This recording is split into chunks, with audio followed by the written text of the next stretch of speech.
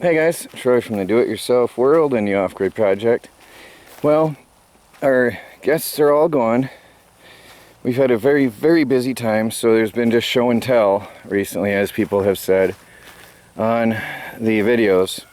It's been scorching hot and dry, and our lawn is gone. There's nothing left. I haven't had to mow but once or twice this year. I didn't even finish that. I left it because I didn't want the grass to die. It's a little bit greener up over there under the tree area. A lot of stuff been going on. It's just been in the 90s to 100 degrees, and I haven't been out much with a camera. We work early mornings, and then we go in. Look at that tiny rooster. He's only from feet to the back, to his back, about 6-8 inches tall. From his feet to the middle of his back. He's cute. I think he's only like maybe 8 inches to his head. He's so tiny. We're going to move that here really soon. They've been happy here in this house, and we haven't moved them around at all because the grass grows faster than these little birds can eat it. But we're going to be putting them in a rabbit hutch we're getting for free out of the yard. So then our front yard will be free and clear of birds and look nicer. Again, I'm not mowing the lawn here. What I didn't finish because I just don't want it to dry out worse. I'm leaving it, at least that over there is alive. There's no rain in sight for the next 7 or 8 days, and we haven't had any rain for a long time. It's been brutal. So we are heavily watering our garden to keep it alive. I'm taking you over here by the wood shop to show you a couple things. I have taken out all of the wood from behind the wood shop, and let me swing you around here. I took out all the wood and emptied out the space behind the wood shop for a reason. And I'm sorry I didn't record, it's just it was so hot. I just wanted it done. It was brutally hot. I built these beautiful, nice, neat looking racks to hold my wood. And I still have 2 more rows to go, but it looks really good. I'm so happy with how neat and orderly this is now. And now I can take and sort my boards on whatever row I'm on. I can sort through here just like flipping through files in an organizer. I can flip through and see what I want. Each board has a different character from these. Remember these old boards I got last year? See, each board has a different character. There's an eye of a creature on that one, and each one, this looks like a good shelf board, maybe even birdhouse material. There's a super thin board. Some of these are going to have various projects. This one here with the bark still on it, I think we could sand that and make it into a sign, a wall hanging of some kind. Melanie can just do some wood burning or painting on it. So each one has a different character and will have a different job. And I can still come down here and sort through and see everything. So here's an alligator eye. You can see the nose. And so everything will be used based on, you know, what it tells me. I let the wood sort of talk to me in a way by looking at its character and its shapes and then decide what it's going to be. So that's that. I'm working on that, and that'll help me so much better, because before all the boards were piled on top of each other and I wasn't doing any projects because it would take half a day to find a board. It wasn't worth it. It wasn't worth the time. And this will keep it dry, plenty of airflow, and that gives me a lot of space to walk in here. Now I want to extend this roof here a little bit and come on out. Alright, and then I'll have a 16-foot wide storage area. And then over here, I can store my plywood sheets. And that's going to be important because I have a lot of plywood sheets. And get them up off the ground. And over here, I'll probably put a narrower rack. I'll have room to walk through and sort through my wood. All the wood will come out the end. So actually, the plywood sheets will probably be on this end. But all the wood will come out the end. And then I can walk through the middle. So I won't need as much space in the middle to walk through. Just for me. There's the plan. So all this has to go back in place, all my lumber. And then the trailer's going to be emptied, and I'll get rid of that. Not get rid of it, but I'll park it out of sight. Now today this was delivered, and this is the exciting thing I was telling you about that was coming over. This is a sawmill. It's, I believe, I thought it was 18 feet. He thinks it's 16 feet. It'll take a 22-inch round tree by 16 feet, and it will make a, it'll saw, well, lumber out of a rough tree. And this is, he says it's around over 50 years old, and check this out. He left a cigarette butt on here.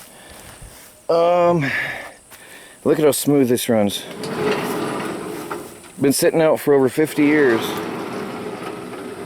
Unbelievably smooth. Look at that.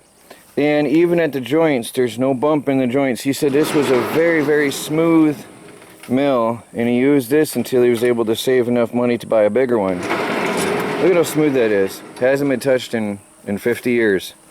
So I'm going to put my chainsaw on here, and I got to get a chain for it. I'm going to lube everything up. It still turns. Everything still works. I'm going to look on the internet and do some studies on using these. I have been studying online, but I'm going to do a little bit more on this particular company. It's a mill-rite.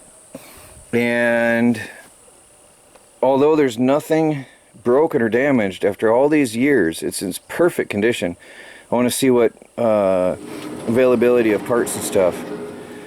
So it's got here the clamps to hold your logs down, and I'm going to have to build a ramp, so I'm going to have to clear out this area, and I'll build myself a ramp up to roll the logs onto. And I forgot to talk to the guy. I want to get one of those, I forgot what it's called, but it's a tool that grips onto the logs and helps you roll it. It's a big handle with a gripping tool and helps you roll the logs around. So I'm going to have to get one of them. But there's your clamps.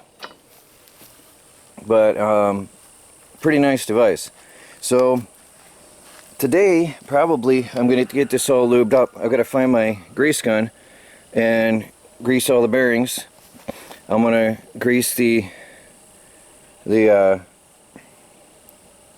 screws.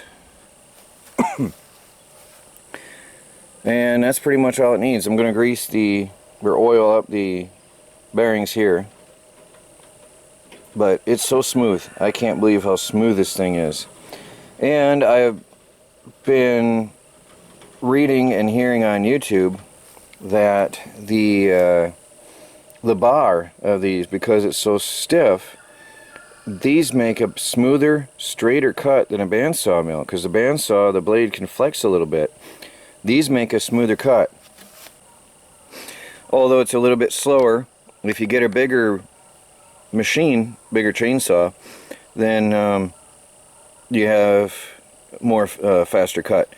Now, the great thing about these too is if your chainsaw, your motor breaks, you pop on another one and keep going. With a bandsaw mill, if anything breaks down, you got a lot more cost to maintenance. These are, I think, easier to maintain. So I'm very excited, and this is what I was telling you about, the surprise that was to come. It came a week later, but that's perfectly fine. It gave me time to clean up this area where it's going to stay. So there you go, guys. Been really busy with the holidays, so I didn't get much recording done, but we're back to work full blast. Yesterday was brutally hot, so I didn't do much of anything yesterday but work indoors a little bit. So it was not a productive day for that. Look at the insects. Not a very productive day yesterday. It's a little cooler this morning, so I'm going to get to work, starting with this. But I'm going to get this video up to you guys so you have something for today at least. And we're going to get back to normal work and normal life on the off-grid homestead. So stay tuned for some exciting videos. I got to get the solar panels on this here, on this rack. I've got some wiring I want to do up inside the electronics lab, and get the big power inverter hooked back up. And then I'm going to get my my wood shop wired with AC power permanently, so we can actually start working on things in here now. And we got a lot of activities. Plus, I'm going to start learning how to use the sawmill. I mean, that's a nice size sawmill. Really good. I'm going to start doing wood crafts and products for the local area here. That's a business. Homesteading, guys. Homesteading is not about getting away from the system and getting away from society. Rather, it's interacting with society in a different way and trying to provide everything you need from your own resources on your own land. So Melanie's doing baked goods recently, plus her crafting, plus my wood crafting, and now this is going to open a whole new dimension for our providing for our own needs off our own homestead, and that is really exciting. So guys, a lot going on and a lot to come. I hope you do stay tuned and spread the word. The off-grid project, the do-it-yourself world, is back in business, full blast, with a lot of exciting things coming up. Talk to you later.